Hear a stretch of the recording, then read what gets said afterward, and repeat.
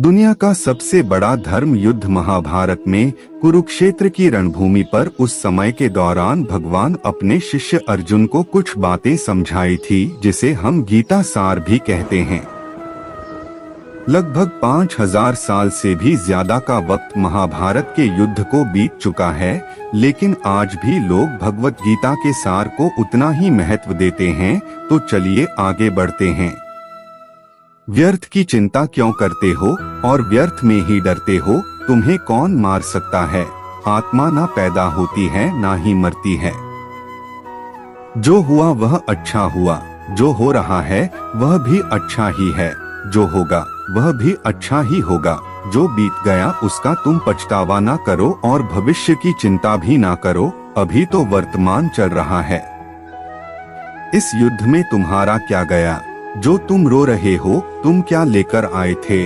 जो खो दिया तुमने, क्या तुमने पैदा किया था? जो खो दिया तुमने, तुम ना कुछ लेकर आए थे, ना कुछ लेकर जाओगे। जो कुछ लिया था वह यहीं से लिया था, जो दिया यहीं पर दिया। जो कुछ भी तुम्हें मिला वह भगवान से मिला, जो तुमने दिया वह भी भगवान को ही दिया। तुम खाली हाथ ही यहाँ पर आए थे, खाली हाथ ही जाओगे। जो आज तुम्हारे पास है वह कल किसी और के पास होगा, परसों किसी और के पास ही होगा। तुम इसे सत्य समझकर खुश रहो, बस यही बात तुम्हें अंदर से खुश कर सकती है। परिवर्तन ही तो संसार का नियम है। जिसे तुम मृत्यु समझते हो वही तो एक नया जीवन है।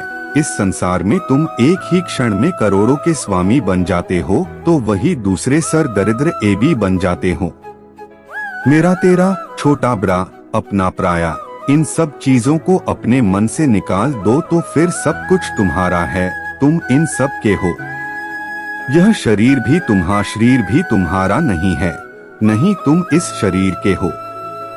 यह अग्नि, जल, वायु, पृथ्वी, आकाश, इन सब चीजों से मिलकर शरीर बना है। आखिरकार इन सब में ही मिल जाएगा, लेकिन यह आत्मा स्थिर है। तुम्हें अपने आप को भगवान के सहारे छोड़ देना चाहिए। तुम्हारे लिए यही सबसे उत्तम उपाय है। जो उनके सहारे को जाता है वह भय, चिंता, शोक से दूर और मुक्त हो जाता है। भगवत गीता के एक श्लोक में भगवान श्री कृष्ण ने मानव शरीर की तुलना एक कपड़े के टुकड़े से की है। मतलब मनुष्य शरीर एक ऐसा कपड़ा है जिसे आत्मा अपने हर जन्म में बदलती रहती है।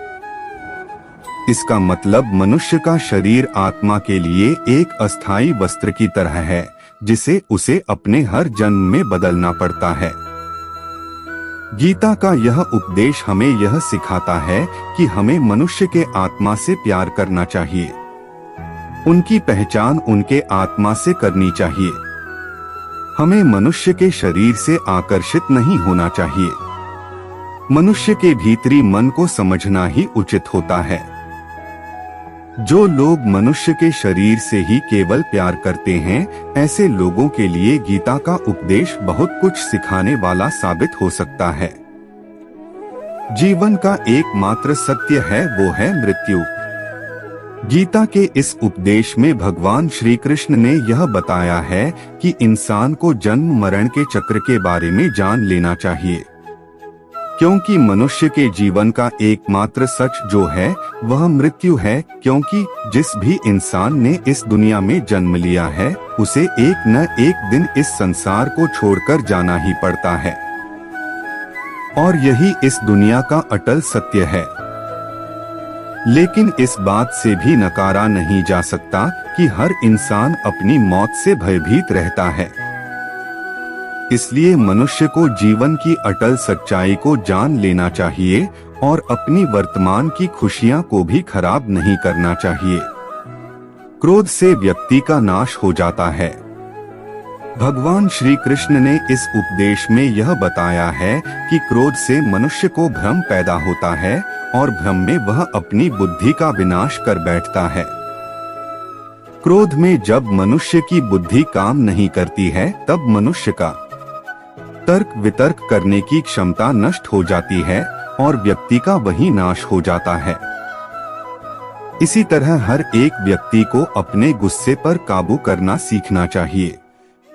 मनुष्य गुस्से में कई बार ऐसा काम कर देता है जिससे उसको बाद में जाकर हानि का सामना करना पड़ता है। वही अगर मनुष्य अपने क्रोध पर काबू नहीं कर पाए तब वह कोई गलत कदम उठा बैठता है। जब भी मनुष्य के मन में क्रोध की भावना उत्पन्न होती है तब मनुष्य का मस्तिष्क काम करना बंद कर देता है और वह सही गलत का वह उचित फैसला नहीं ले पाता। इसलिए हमेशा मनुष्य को अपने क्रोध को काबू में रखना चाहिए और अपने मन को शांत रखना चाहिए, क्योंकि गुस्से में लिया गया फैसला आपको गहरी क्षति पहुंचा सकता है। व्यक्ति अपने कर्मों को नहीं छोड़ सकता है।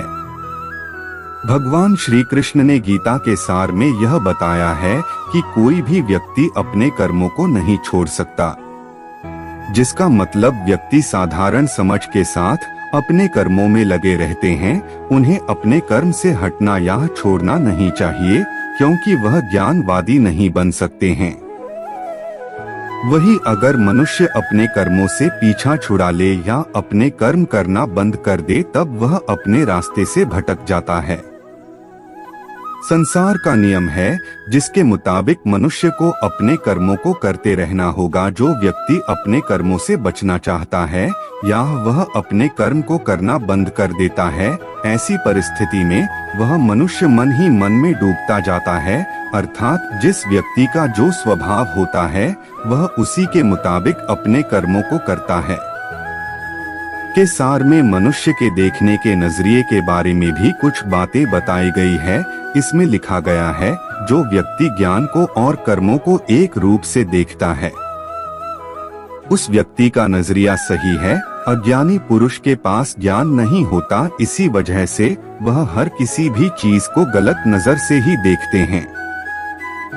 भगवत गीता में श्री कृष्ण ने यह भी बताया है कि हर एक मनुष्य को अपने आप पर पूरा पूरा भरोसा करना चाहिए, क्योंकि जो लोग खुद पर विश्वास करते हैं वह अवश्य ही सफलता प्राप्त करते हैं। ऐसा भी बताया जाता है कि जो व्यक्ति जैसा विश्वास करता है आखिरकार वैसा ही बन जाता है।